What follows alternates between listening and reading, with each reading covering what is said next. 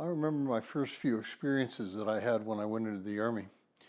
And the group of us arrived at the reception station and we were greeted by a drill sergeant whose job it was to control our entire actions through basic training.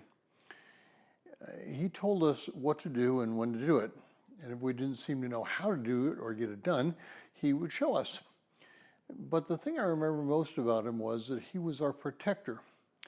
Nothing was going to happen to us while we were in his care. When it came time to train us on how to throw grenades, it was his job to protect us. He would stand several feet away from a man-made hill that was to protect us from any blast. But if we didn't throw the grenade over the hill, it was his job to make sure that the grenade went into the trench that was in the bottom of the hill so that we didn't get hurt. He was watching out for us, and it was his job to protect us, even with his own life.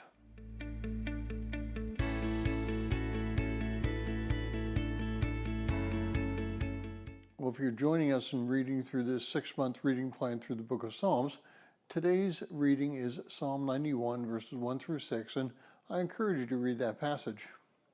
Well, Psalm 91, verses 1 and 2, and 5 and 6 say this: "He who dwells in the shelter of the Most High will abide in the shadow of the Almighty.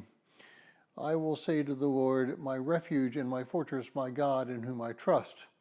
In verse 5, "You will now not be afraid of the terror by night, or by the arrow that flies by day, of the pestilence that stalks the darkness, or of the destruction that lays waste at noon." Well, Psalm 91 is a great psalm about Christ.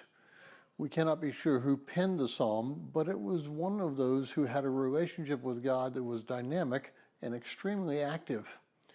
And tomorrow we'll talk about its prophecies of Christ, but today I want to spend some time addressing the idea of God himself being a shelter.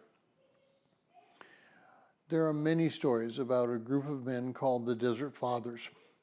Now, they were monks in the early church, and probably around the late 2nd century to the early 4th century. And one of these monks was a man by the name of Abba, Father Moses. He was a black Ethiopian, and he was struggling with temptations that all men struggle with.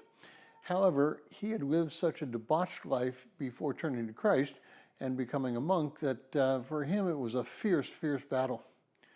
Well, one night when he could handle it no more, he left his place of living and ran to his discipler, a man by the name of Abba Isidore.